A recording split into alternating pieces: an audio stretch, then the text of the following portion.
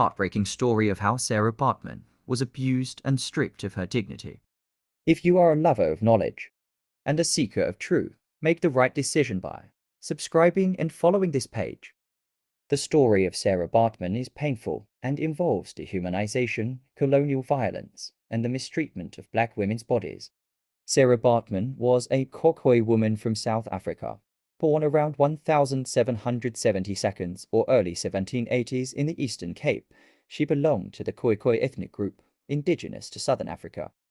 It is believed that Sarah Baartman's mother passed away when she was young and her father was killed. She eventually ended up on a Dutch farm. Sarah Baartman was taken to London in 1810 under deceptive circumstances. She was transported by Hendrik Cesars, a Dutch settler, And William Dunlop, a British doctor, who promised her wealth and a better life in Europe. Instead of opportunity, she was exploited and forced into public displays. Because of her curvy body, particularly her large buttocks stitopygia, she was objectified, placed in cages, and forced to perform in front of paying audience. Sarah Baartman also had elongated labia, which was a natural and common trait among some Khoisan women. This physical characteristic, along with her curvy figure, which contributed to her exploitation and objectification during her life. In 1814, she was taken to France, where she became the property of an animal trainer named Aux, who treated her even worse. She was placed in a cage made to perform at high society gatherings and often forced to entertain men at night.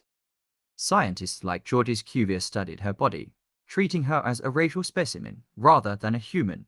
Sarah Baartman died in 1815 AD, about 26 years old, in Paris, likely due to pneumonia, syphilis, or alcoholism.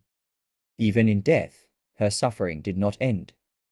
Georges Cuvier dissected her body, preserving her brain, skeleton, and genitals, which were put on display at the Musée de l'Homme Museum of Man in Paris for over a century. Her remains were finally removed from public display in 1974 and returned to South Africa in 2002 after years of demands from South African activists. She was buried on August 9, 2002, in the Eastern Cape, her homeland, finally given some dignity. Sarah's body shape influenced 19th century European fashion, particularly the bustle dresses and crinolines, which exaggerated the back of dresses to mimic her silhouette. Sarah Baartman's story is one of pain, exploitation, and resilience, a reminder of how black women's bodies have been objectified, dehumanized, and commodified for centuries.